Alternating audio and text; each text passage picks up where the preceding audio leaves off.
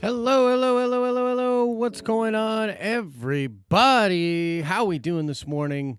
Welcome to the morning stream here at the Den of Nerds. Are you guys hearing me okay? Are you seeing me okay? Is there something weird going on my end?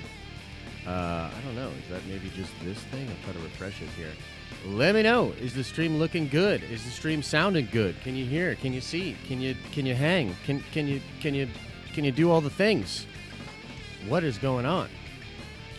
Jason, I see you. Alex, I see you. Jacob, Tara Zahn is in the building. Brian.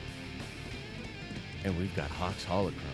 Oh my goodness. Star Wars Santa in the building. Holy cow. Look at all you guys coming in mad early. Welcome to the morning stream. Yeah, we're trying to do these things earlier in the day, guys. I'd love to be hitting these things at 9 a.m. 9 a.m. would be the time.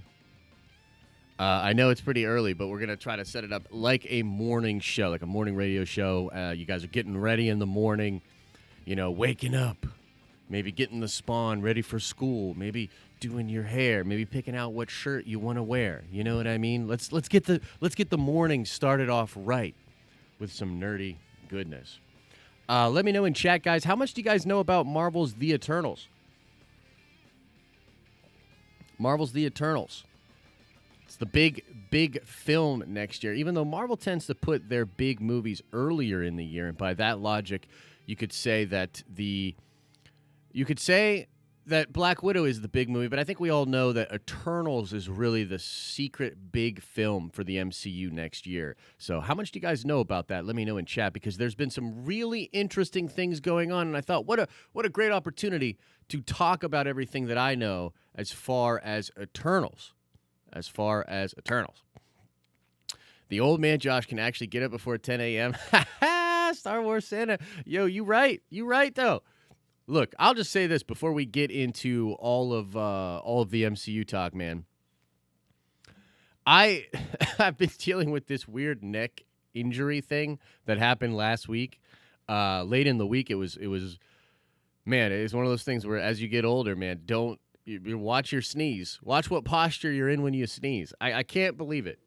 If my older self could go back and tell my younger self, someday, you will sneeze and you will knock something out of place in your neck and you'll be out of commission for days. I wouldn't believe him. I would say, get away from me, old man. There's no way that's true. There's no way it's true. But unfortunately, it is. Scotty Hawk says, Josh, tell me why I want to see Black Widow with the snooze. Yeah, Black Widow, I mean, first of all, is just going to be an amazing action movie. And I think, really the draw for the nerds, the draw for us sweaties, is going to have more to do with what is going on behind the scenes with Taskmaster and the Thunderbolts, and how that super soldier serum, which I do believe is going to be a big part of the plot.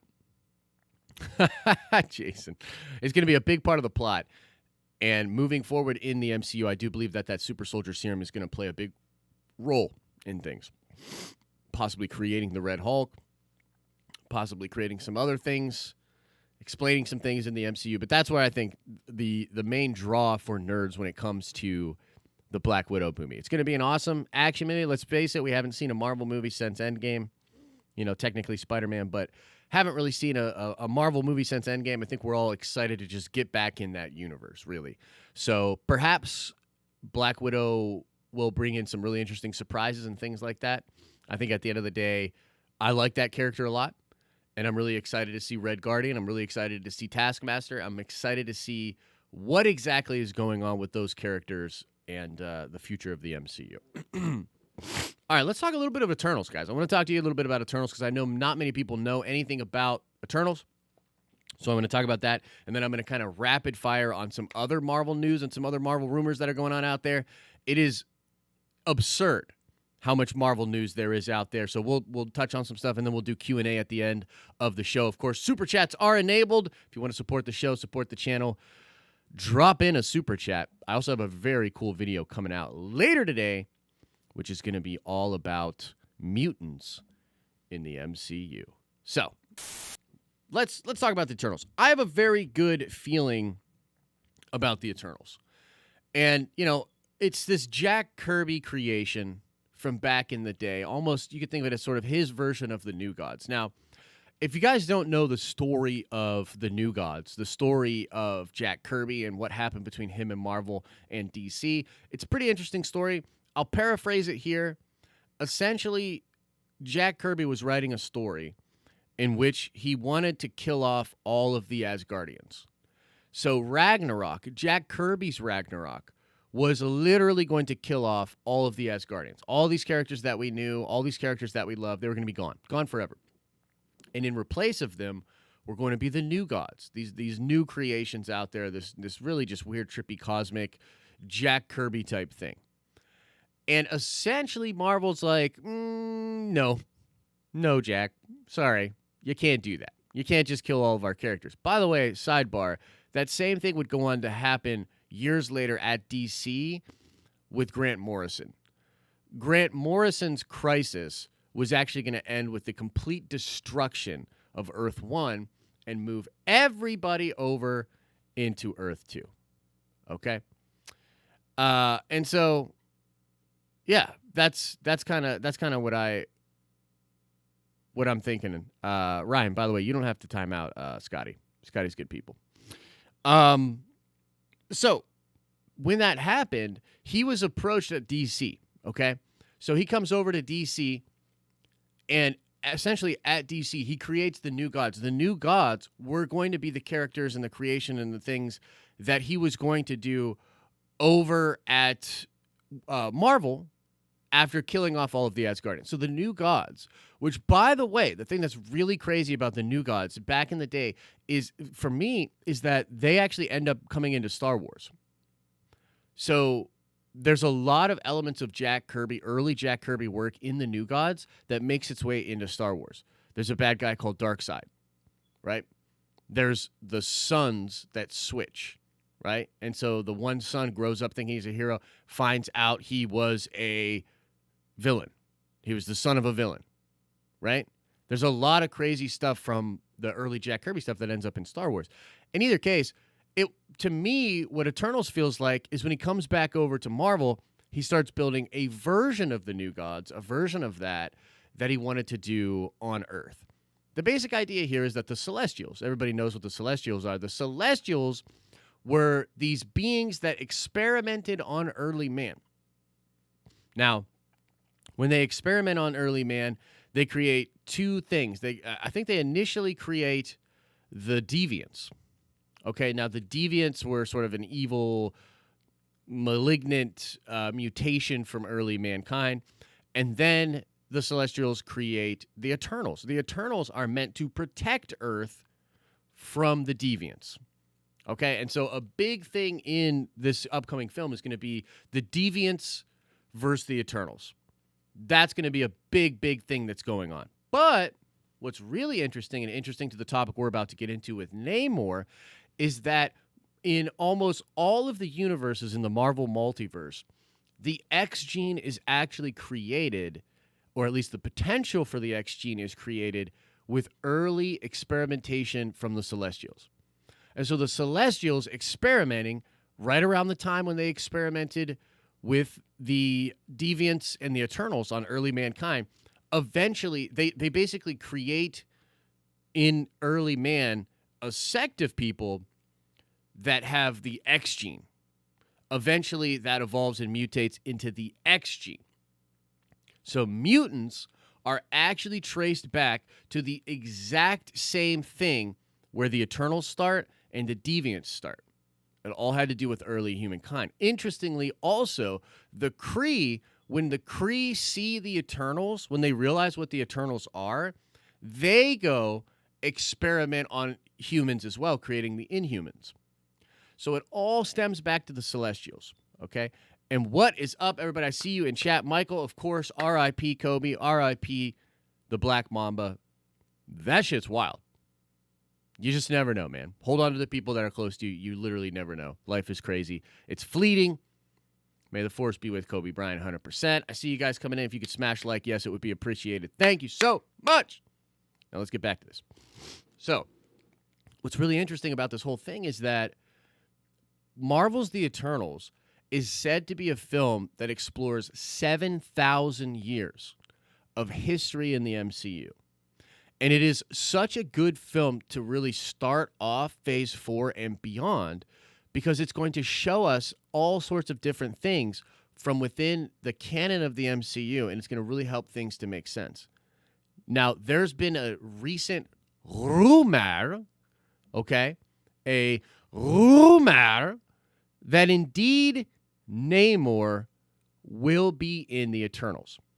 Now, this started in a little Twitter thread between somebody named Ahmed Majid and Daniel PKR and Manabite. Manabite is, of course, friend of the channel, Jeremy Conrad from MCU Cosmic. Now, I can't confirm any of this, okay? It's a rumor on the wind.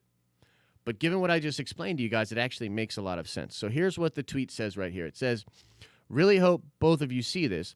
So there is a Syrian teenager playing a character in the Eternals. So I DM'd him and asked him about his role. What he said was, I play a role of a kid whose father gets killed by sea monsters. He will be replaced by an older actor because the character will grow up as time passes. I don't know if you knew this already or not, but I needed to share it with you. That plays very similar to what happened to Namor in the comics. Namor is considered to be the first mutant in Marvel Comics. Now, in the canon timeline, he is not the first mutant, okay? Apocalypse is born way before him at 3000 BC. There are even people born before that. I think the earliest mutant is like 17,000 years before the birth of Christ in the Marvel Comics, and it all basically just leads into Apocalypse, and then we go from there with the mutants. But in the publication timeline, Namor is the very first mutant that was ever put into comics publication. And Namor is also a mutant that has been teased in the MCU already. There are the shots, I believe there are some scenes in Iron Man 2 where there's a map that has all these different points of interest for Tony Stark and S.H.I.E.L.D. One of them appears to be off the coast, what you would think is Atlantis, and actually one of them is in the middle of Africa, what you would think is Wakanda, okay? So there's been some teases of Namor before. We also know that Marvel Studios has been very interested in getting the Namor character back, in putting Namor onto the silver screen, okay? Feige, of course, loves the comic books. He loves doing little nods to the comic books, okay? The whole reason that Scarlet Witch and her brother are even in the Avengers movies in Age of Ultron is because they're founding members of the Avengers. Way back in the day, they were literally OG Avengers. So it's like homage to the comics, right? So with all of this kind of being led up, it does make sense if the Eternals is going to introduce not just the idea of the Celestials and the Deviants, but as a small sidebar, introduce the mutants. That could be really interesting. Because, you know, if we see 7,000 years of history, we are essentially probably going to see the Celestials come to Earth and experiment on early humankind. Because Feige has said in different interviews and on different stages that you have seen the Celestials before, but you will see the Celestials in all of their glory and power in the Eternals. Now, that can mean one of two things. It can mean when the Eternals are created, you know, when the Celestials first come to early man and they experiment on them, right? Or it could also be when the Celestials are brought back to Earth to judge humanity. That's something that continuously happens, and it's actually something that's in the plot leaks and the plot threads as well. So I think it all makes sense. I think we'd love to see Namor in there. I don't know exactly how that would work, but I think it would be a great place to put him into the film. Now, there's a couple other things I want to talk about when it comes to Eternals. Right now, it looks like one of the major plot threads in the film is going to be the fact that these characters are in hiding among humanity, and sort of the Deviants are going to present this threat, and the Eternals are literally going to have to either decide to expose themselves, revealing themselves to the world, and protecting Earth, or continuing to stay in hiding and wanting nothing to do with it. Now, there were rumors and some interviews, I believe this was talked about by some people that were pretty official, that one of the runs they are looking at for the adaptation of the Eternals is actually the Neil Gaiman run. Now, the Neil Gaiman run is very different than most runs in the Eternals. In fact, in the Neil Gaiman run, there were Eternals that didn't know they were Eternals. There was a spell done, I believe it was done by Cersei, that basically just hid the fact that these people were Eternals from even themselves. In order to more blend in with society, it was sort of an amnesia thing. They didn't even know they were Eternals. Do you know what I mean?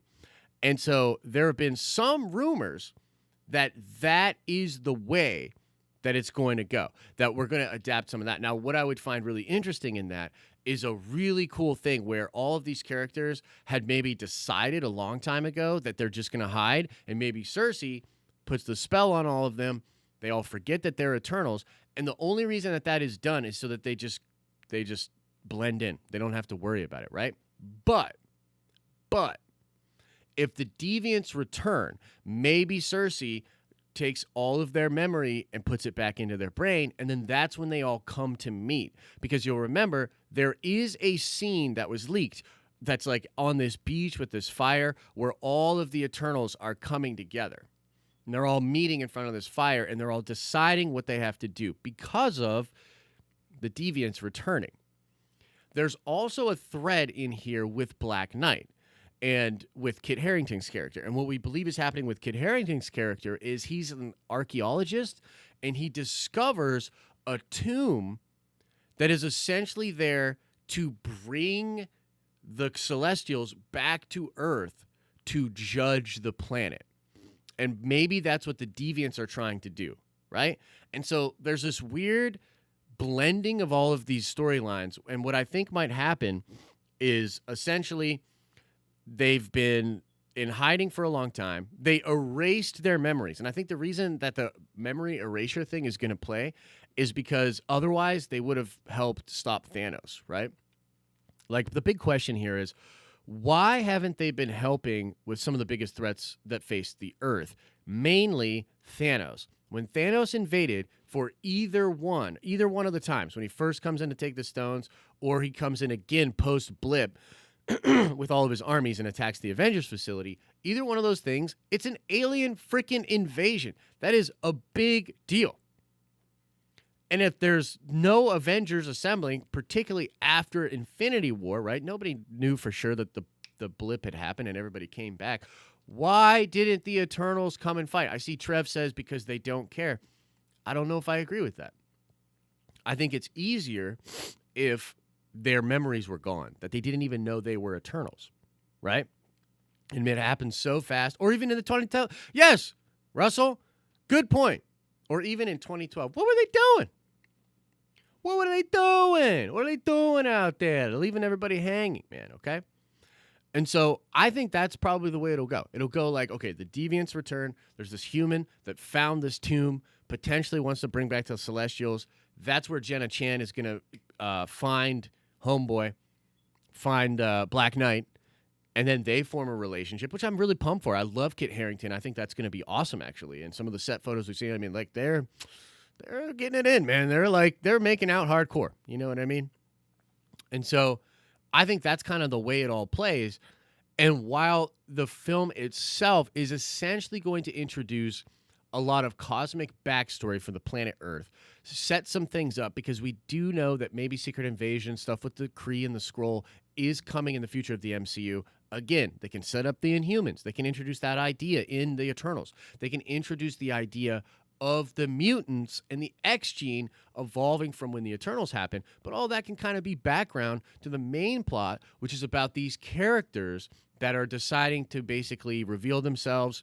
They are not going to blend in with humanity anymore. They have to fight against the deviants. One of them is probably betraying them. You know what I mean? Like, one of them is working with them. And that'll sort of be the thing. And if the Celestials come back to Earth, the Eternals will have to defend and make them go away and not destroy the planet, right? So that is what I think is going to be happening with DOS Eternal. Star Wars Santa, work beckons. I have to shoot out of here, but smash the like button. Thank you so much, man. I appreciate that. And so, guys, that's basically the rumor. That's where it's coming from, and that's a little bit of stuff when it comes to the Eternal. So let's talk about that for a second, and then I'm going to rapid fire through some other news about the MCU. And later today on the main channel, I'm doing a big video about mutants in the MCU. I'm going to cover a little bit of what we just talked about here, but also we got Madripoor in Falcon and the Winter Soldier. Okay, we've got WandaVision going right into Doctor Strange 2, and the idea that we're getting the true Scarlet Witch, how are they going to do that without mutants? Do you know what I mean? How are they going to do that without mutants? So that's what I think. But yeah, let's chat about this a little bit. Let's see here. But then that opens up a subsequent question. Why didn't the mutants get involved in any of these events either? That's a great question, Russell. I think when it comes to the mutants, and it's going to be really tricky to how they decide to do this. I think plainly the mutants have been around for a long time. I think that many people know that the mutants exist, but I would venture to say that the number of mutants is incredibly small. Incredibly small. But it is possible that the events of the blip accelerate the mutant gene, that accelerate the X gene. And then there's all of a sudden there's a lot more mutants popping up. Do you know what I mean? Yeah, so that's what I think. That's what I think is going on. Honestly, if there isn't a scene without Kumal, without a shirt, then what the hell is the point of all this? Yeah. So his character is going to be really interesting. And first of all, yeah, he's super jacked. I watched that movie with him the other day with Bautista called Stuber, I think is what it's called. That movie's not bad, dude. That movie's fun. Like, it's pretty fun. It's pretty funny. But yeah, I think his character's really interesting because he's chosen, while many of the other Eternals are just in hiding, he chose to use his powers to become a famous Bollywood singer. And so he's the only Eternal that's actually famous, that's using his power to have more fame and stuff like that. So that's going to be really interesting to see. Wayne White says, if I'm not mistaken, the movie is drawing inspiration heavily from Neil Gaiman's run on Eternals, and I believe the memory loss plot comes from that story as well. Yes, the memory loss plot comes from the Neil Gaiman run, and that was reported that they are going to be taking some stuff from that run. What if the blip undoes the amnesia? It could be. It could be. Brian, I like that train of thought, actually. You know what I mean? That would not be bad. That would not be bad. That could be cool. Marvel rules. Yes, Marvel does rule. And hey, happy Marvel Monday, everybody. Happy Marvel Monday. I plan on having a real cool Mutants video for you guys later. We're going to go over a ton of Marvel news on the show right now because dang, bros. Dang. There's a lot of sick-ass Marvel news out there, I got to tell you. Falcon and the Winter Soldier. Oh, we got some Falcon and the Winter Soldier news as well. We definitely got some Falcon and the Winter Soldier news. What's your prediction on when, how Nova will be introduced? Let me save that question, Fanjecture. Let me save that because towards the end of the video, we'll do Q&A, and I'll get into that, okay? If I don't remember, just remind me, pop that question in again. Let's talk Falcon and the Winter Soldier. They literally said, guys, that Falcon and the Winter Soldier, Deadline confirms that show is coming out in August of 2020. In August, baby! Woo! I can't wait. Falcon and the Winter Soldier looks to be disgustingly good. And one of the things I'm most excited about with these shows is that we're going to get so much more world building and context. But yes, Deadline reports that show is coming out in August. Dude, the end of this year is going to be disgusting. Hold on to your nerdy butts. There is news on the Loki series. I'll get into that in a second. Hold on to your nerdy butts, folks. We've got Falcon and the Winter Soldier. We've got WandaVision. And we've got Mandalorian Season 2 all dropping later this year on Disney+. Not to mention that we're going to have the Eternals, which I think is going to blow everything up, blow the whole MCU up and be insane. It is such a good time to be a nerd right now. Also, rumors of a new Rebel Star Wars show, a sequel to Rebels. And if that is true, and that comes out later this year as well on Disney+, I mean, I don't even know what to say. Like, I'm just gonna be glued to my television so dang much. This year is gonna be sick. Yeah, Clone Wars season 7, but that comes out like in a month. Clone Wars season 7 actually comes out in less than a month. That's gonna be very juicy as well, of course. Of course.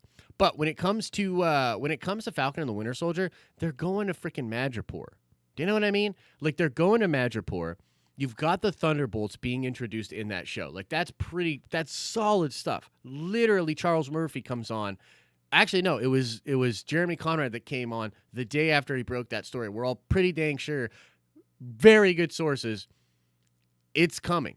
Thunderbolts is going to play a big role in Falcon and the Winter Soldier. Some people think that the shield is literally taken from Sam by the Thunderbolts. That the Thunderbolts whoop them and take that shield. It's going to be amazing. It's going to be amazing. So, yeah, definitely a good time. But that's sort of the first bit of news when it comes to Falcon and the Winter Soldier is like, yo, that show's coming. And it's coming soon, guys. August. I am excited. I thought we were going to have to wait much later in the year, because that show, to me, is going to fill out so much of what's going on in the MCU. Just different little conversations and things where people are talking about how the world is dealing post-Avengers, how the world is dealing post-Captain America, how the world is dealing post-Iron Man. We see a little bit of it Spider-Man Far From Home, but we're really going to get the context of just different places throughout the world and what different organizations are doing. All of that stuff in Falcon and the Winter Soldier. That's going to be freaking fantastic. I'm super excited for that. As far as Loki is concerned, Loki's been shooting. Loki has been shooting, and there's no set photos. There are rumors that Tom Holland actually showed up on the set of Falcon and the Winter Soldier as well. Wouldn't that be nuts? I don't know if that's true. That seems a little far-fetched for me. But yeah, apparently Loki's been shooting. Now, the big rumor when it comes to Loki, and I don't know, man. You guys let me know in chat. Are you happy about this or are you sad about this? The what we are hearing in Loki is that Loki is going to be resurrected, or there's going to be a new Loki that's either going to be a young boy or a young girl. By the way, this has happened in the comic books. It has happened in the comic books, but they're going to maybe replace or add a new Loki, a young boy or a young female Loki, which that Loki will probably mess around with like the Young Avengers and go do all of that. Marvel is setting up, essentially, in the MCU, they're setting up all of their various teams and things that we're used to in the comic books. And the Young Avengers and like young Loki and all that stuff's going to exist over there. And there might not be a Tom Hiddleston Loki anymore. You know what I mean? So that's sort of the rumor when it comes to Loki. And you guys let me know. What do you think about that? Because some people are not okay with that. Some people are pretty upset about that. Kid actors are annoying, so I hope they find a good actor for Loki. Yeah, you know who the main kid from Stranger Things, I don't think would be bad. You know what I mean? I think that could be good. That could be sweet. Which interaction of the Thunderbolts would you like to see? I mean, I want to see Red Hulk. Like, I want to see Red Hulk so bad that I can't even really, man, like, yes, I want to see Red Hulk. So Red Hulk being, in the mix with Zemo, having Zemo and him kind of fight back and forth in power, I think would be really sick. Taskmaster would be really cool, but Taskmaster is like not really in the comics like a super intellectual person. Do you know what I mean? I think that would be really cool. And who knows, man? They might be doing a thing with Justin Hammer. Justin Hammer might be being the benefactor, a.k.a. the Norman Osborn of this whole thing. And if Justin Hammer is the benefactor, then he'll start building the Dark Avengers out of the Thunderbolts, which could be really cool. But yeah, that's kind of the rumor there. Okay. Now, next up, and this is pretty wild too. I want to know what you guys think about this. Deadpool writer says Deadpool 3 could be released under the Fox banner.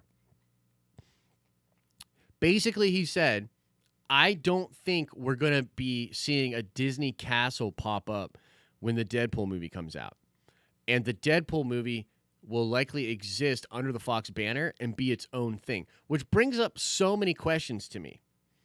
Is this connected to the MCU? Is it not connected to the MCU? Are they keeping the Fox universe existing? Is the Fox universe now going to exist separately in its own universe compared to the Marvel version of the X-Men? Because Feige did meet with Patrick Stewart.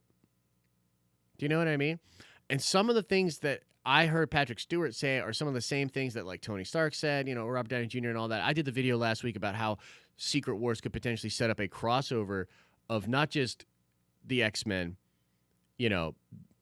different Marvel people that have passed like RDJ, but also different versions of the characters from other universes. Wesley Snipes Blade.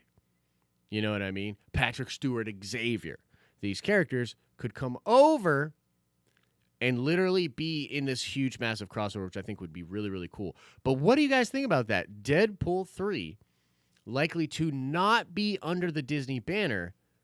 To me, that brings in questions about, will it actually be in the MCU? Because remember last year, the writers had this comment where they said something like, yes, they're going to let us play in the R-rated Fox universe, and the hope is that we get to cross over into the Marvel Cinematic Universe. What do you guys think about that? Because I honestly don't know. I really don't know. An R-rated parallel universe, Jay Orts says. It'll be in the universe much like Venom is, kind of, but not really. Deadpool creates our MCU. Yeah. This is all interesting stuff. All interesting stuff. Yeah, I don't know. I really don't know what to think about it. It's confusing to me. I don't know if I like it. But yeah, very possible. And he is doing stuff behind the scenes. Yeah. Look, I think that they could set it up in a way that would be really cool. And I really do think they can bring Ryan Reynolds over into the MCU, and he can kind of make fun of the whole thing and do his thing. But it could be a little distracting from what you're used to in Marvel movies. Also, the charm of Deadpool, particularly in these movies, has been it's really raunchy. It's really dark. And it's very different than what you would expect in a Disney movie. However, once again, what they can do is literally have him talk about that in the film. Like Ryan Reynolds could come into the movie and literally be like, yeah, well, I guess we're not technically in the MCU because we like to do stuff like this or whatever, and, be horrible and do all those sort of things. XR Coon says Deadpool would mess up the MCU. I don't know about that. Alex says, no Fox banner for the X-Men or Deadpool. It better be a part of the MCU. DC does have a dark universe, and so should Marvel. Yeah, Brandon says, crossover could be as simple as Deadpool crossing over into Secret Wars. Yeah, 100%. I think that would be really cool. All right, let's rapid fire through a couple more pieces of news here, and then we'll do Q&A, guys. And then I got to get out of here because I got to work on my big old Mutants video, which will drop later today. A lot of stuff is coming out about WandaVision. A lot of stuff, including the most recent bit. A lot of the people that we follow, a lot of the MCU scoopers and different people like that are saying, hey, they're going to get a look at WandaVision very, very soon. Likely means a trailer very, very soon for WandaVision. Maybe a teaser, maybe a behind-the-scenes thing, or something like that. But we're apparently going to be getting a look at it very, very soon. Now, Kevin Feige has said that WandaVision is the most ambitious and crazy thing they have ever done. I just watched a video on Twitter where Paul Bettany was being asked about the show, and he said something to the effect of, like, it's so far out there. It is so wild. And when fans see what is actually going on in the show, they're going to be absolutely blown away. And right now, the current rumor, the current thing that we're all thinking when it comes to the plot is that it's going to start out as a sitcom, and they literally recorded some of the episodes in front of a live audience to get the laughs and to get the thing, very Seinfeld-esque, right? Friends-esque, where they record on the stage. They literally did that for some of these episodes, and it's going to start out as just a sitcom with a David Lynchian weirdness wrapped around the whole thing.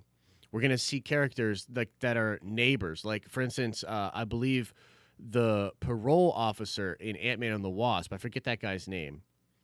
the Asian dude. He's going to be one of the next door neighbors, but I don't think he'll actually be the character he was before in the MCU. Darcy's going to show up, but I don't think she's actually going to be Darcy. I think you're going to start to see all these characters. You're going to understand it's like, whoa, something's wrong here. Like something's off. Do you know what I mean? And I think it's going to unravel in a way where you're going to realize that Wanda has created this universe, that this pocket universe that she is within, she is manipulating things, which is why Vision and how Vision is back. But the thing is, it could also be a thing where she is literally so strong that she has warped actual reality, right? A lot of the things that people are talking about is like all about House of M. In House of M, Scarlet Witch is so strong and so emotional that she literally recreates reality. She recreates reality. And they have to stop it, break it down, and go back to the regular way that things are. The fact that that happens, and the fact that it goes right into Doctor Strange 2, to me, just solidifies that in WandaVision, there's going to be a lot of weirdness and manipulation and changing of the multiverse that then is corrected either at the end of the show or in Doctor Strange 2, the Multiverse of Madness. Okay? Because it just makes sense, right? And there's a lot of talk of Sword being in WandaVision. We've seen set photos where Sword is going to play a big role. And Sword, who normally is dealing with otherworldly threats, it's like S.H.I.E.L.D., but like for the galactic stuff, right? The space side of things. Why is Sword on Earth dealing with Wanda and Vision, right? Well, it could have something to do with that the threat or whatever's going on with Wanda is coming from either another dimension, maybe with Nightmare, or it's coming from outer space or something like that, right? And so, man, WandaVision is, I think, going to be this like sleeper hit for Marvel, this incredible thing that, again, will probably likely set up mutants. It's going to set up Young Avengers because it's establishing her children, Wiccan and Speed, possibly Hulkling as well. And it's going to be so wild to see how we go from that into Doctor Strange 2. And what falls away and what stays. Do you know what I mean? If Wanda is recreating reality, is Vision really alive? If Vision isn't alive, does she bring him back to life? Are the kids going to stay if they're not real? Or is Wanda literally manifesting them and then they're going to sort of destroy the things that are not there, keep the things that they like? It's kind of confusing, right? It's kind of confusing when it comes to WandaVision. Second Street Marvel says, thanks, YouTube, for the notification. Yeah, YouTube is rough right now, dude. And YouTube in January has been hard, dude. A lot of my contemporaries, a lot of our numbers are down. Some people think it's COPA. Some people think it's new algorithm changes and stuff like that. I don't know. We'll figure it out. But yeah, YouTube is rough right now, dude. It's rough. So yeah, I don't know, man. When it comes to WandaVision and how that's going to all tie together, it's incredibly interesting. I still don't quite understand why Sword is involved at all. Do you know what I mean? Like I really don't. I don't really understand. But I tell you what, guys, let's get into some Q&A. If you guys want to drop some questions in here, let's see here. How long have we been going? Yeah. We'll go like 15 more minutes this morning. Thank you so much for being a part of the show. We're streaming tomorrow at 9 a.m. as well. Might be getting into some Star Wars talk tomorrow. Might be getting into some other stuff. The show this week should come out literally every day at 9 a.m. Every day at 9 a.m. We're going to start doing the morning stream here on the live channel, getting into a bunch of crazy stuff, having a ton of fun like we do. We might do some roasting this week. I might have a rant or two scheduled this week. We might go into the Den of Nerds Theater, watch some clips together, and talk about what they mean. But every day at 9 a.m., so that, you know, if you don't get a notification, just come over at around 9 a.m. That's when we're going to be hanging out here on the live channel, doing the morning stream, baby. And go tell all your friends, too, because this is literally going to be the most entertaining show on YouTube. Within the next couple of weeks, after we fine-tune everything, it'll be the most entertaining show on YouTube. How better to spend your morning than hanging out on the Den of Nerds Live? with Uncle Josh and sometimes other people. No rant today, Renee. I thought about it. I went pretty hot last week on Friday's show. That was a little hot. And me and the producers talked about it because, whew. Got to be careful, man. These days you can't be too wild on these people, man. Can't be too wild on them. Guess I picked a bad time to jump into the YouTube poll. It's all perspective, my friend. By the way, Jason, I'm going to email you later about the Gray Order Dungeons & Dragons Star Wars campaign. I know I didn't email you back yet, but I really want to get started on that, so I'll email you later. Let's see here. Alex says maybe if it's a sword-involved show, maybe they should have another division called Mace, Multiverse Adjustment Cosmic Enforcers. Hey, that would be cool. That would be sweet. Have I seen the RDC World 1 funny videos on Marvel? I have not, actually. I haven't seen them. Would love to check them out. What's the skinny on Morbius? Tough to say, man. Not too much going on in the world of rumors when it comes to Morbius. There's some rumors out there about Venom 2 and the potential that those two will coincide. But really, we're not quite sure. I think... Yeah, so there's some plot rumors and stuff when it comes to Venom 2. Nothing really going on when it comes to Morbius right now. They're saying Brother Voodoo is supposed to show up. Is there any truth to that? That's a rumor that's out there. I would love that, dude. Brother Voodoo is dope. And when Brother Voodoo actually became the Sorcerer Supreme on Earth, that was dope. So, look, I love me some Brother Voodoo. I think that would be terrific if they indeed did that. But I don't know. Right now, when it comes to Doctor Strange 2, I think there's a lot of confusion and conflicting reports and different things like that because of the Scott Derrickson thing, right? Scott walking away. There's some confusion there as far as like, well, what exactly is going on? Is Nightmare even in the movie? Because some people are saying, and this is kind of what Jeremy Conrad, I think Charles Murphy kind of hinted at this when we had him on the show last week. He said, you know, Nightmare was something that Scott really wanted in the first Doctor Strange movie. It's possible that Marvel was like, I don't know if we can have Nightmare in Doctor Strange 2. And then he's like, oh, man. And that could be it. So there could be some confusion with that. Give me that Nova prediction. All right, Fan Juncture. Nova, to me, I know. Okay, so here's what I know about Nova. Nova is on a list of characters that Kevin Feige has on his chalkboard or his whiteboard that are high priority. He's a high priority character. He's certainly somebody that they want to be in the MCU very quickly. I do think it'll be Richard Rider. I'm not sure when that will happen. Safe money, safe play, potentially Captain Marvel 2. You know, Nova could be introduced in Captain Marvel 2, which we do know they're moving forward with in 2022. Could be in Guardians of the Galaxy Volume 3. Nova could be there. I think in a post-Endgame world where the Nova Corps is decimated, basically, right? You know, Thanos got the Power Stone from them and probably obliterated them. In that kind of a world, I think the scenario for Richard Rider and for Nova is going to be, you know, him in sort of revenge mode of that. So could be there. Could he technically be introduced in Eternals? Yeah, could be. But my money would be on either Captain Marvel 2, Guardians of the Galaxy 3, or maybe something else that has to do with space. Do you know what I mean? Iron Man versus Batman. Who wins? Look, I am a huge Marvel fan, but Batman wins that fight. Batman, as a superpower, has prep time. And so he would have been prepared for Tony, like in every way. Do you know what I mean? Like, Batman doesn't fight. In a world that Batman and Tony Stark exist, Batman would probably not leave the house or leave the Batcave until he knows how to beat Iron Man in a one-on-one. Like that.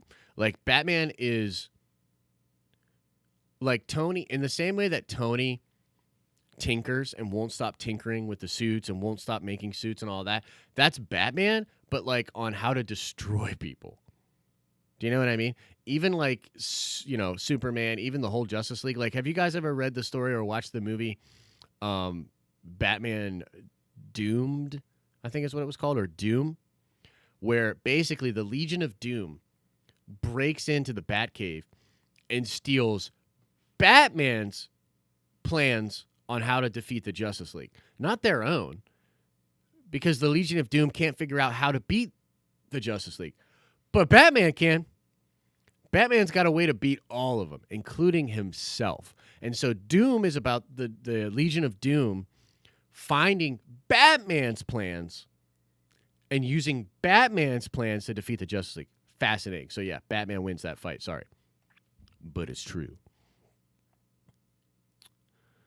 Yeah, Batman without plot armor, Iron Man wins.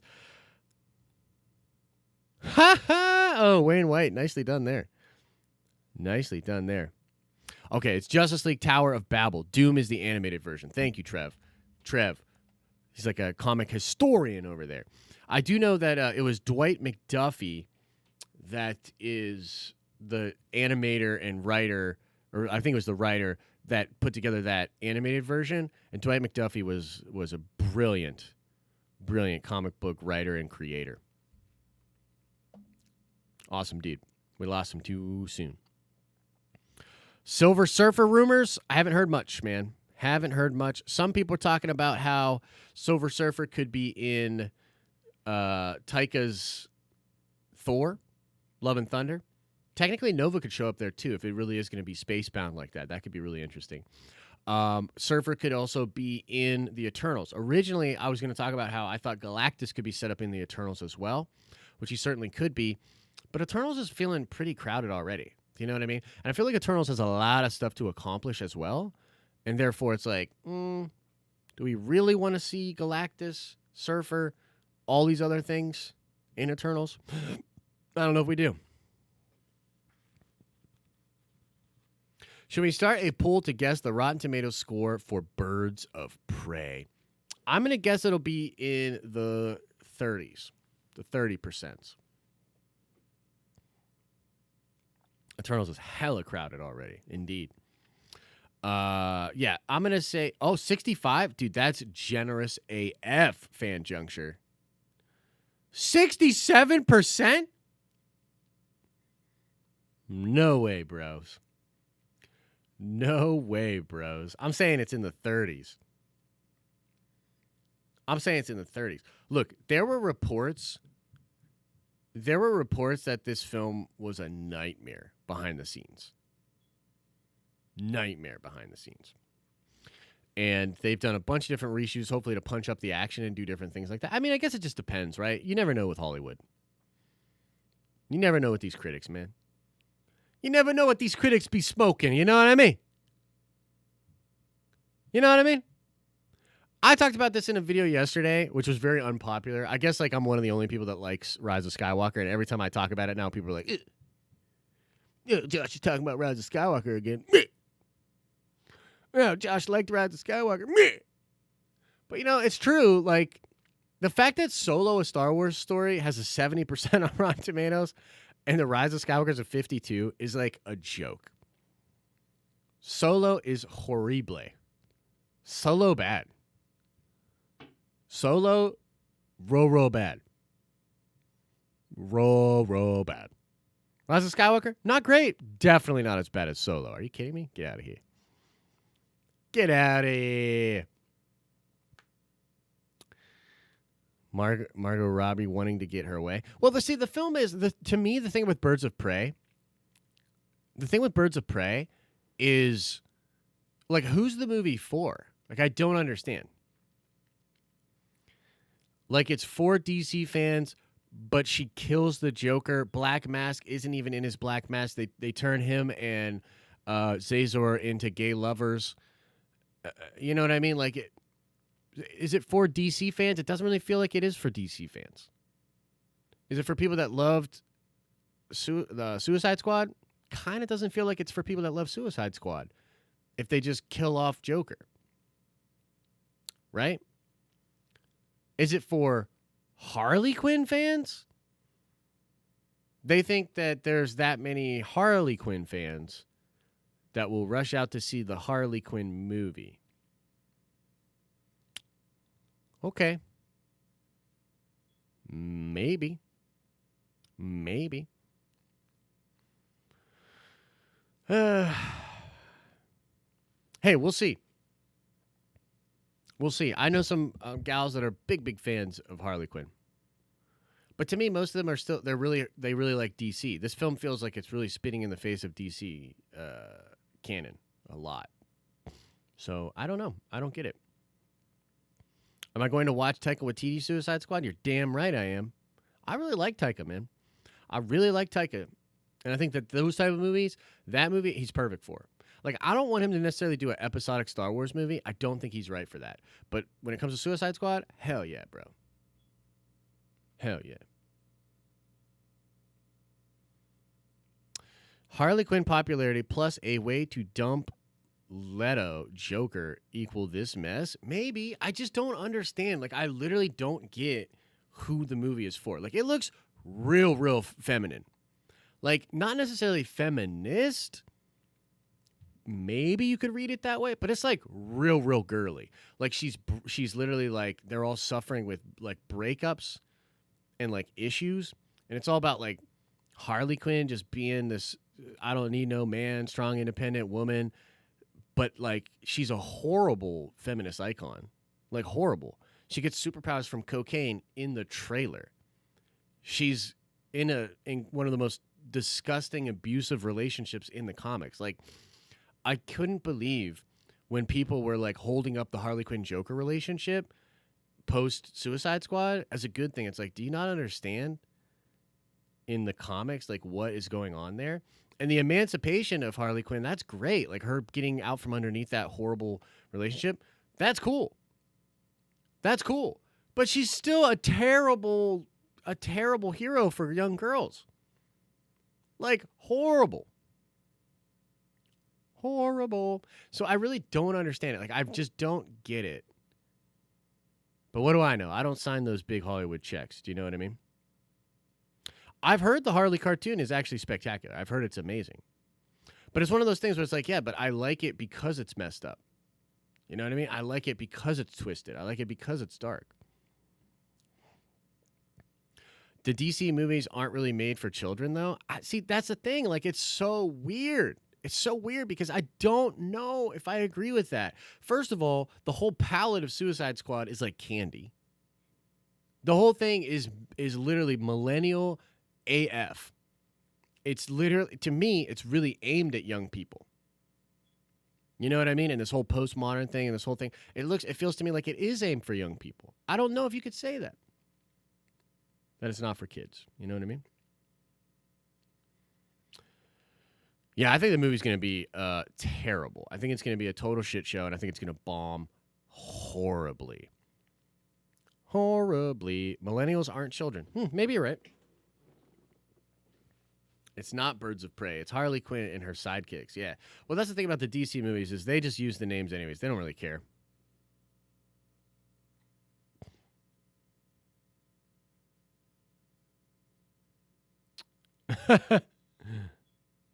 Yeah, no, I was replying to him, Russell. I was saying it in context to what he had said about the movie. But anyways, guys, I'm going to get out of here. Thank you so much for hanging on out with me on this morning.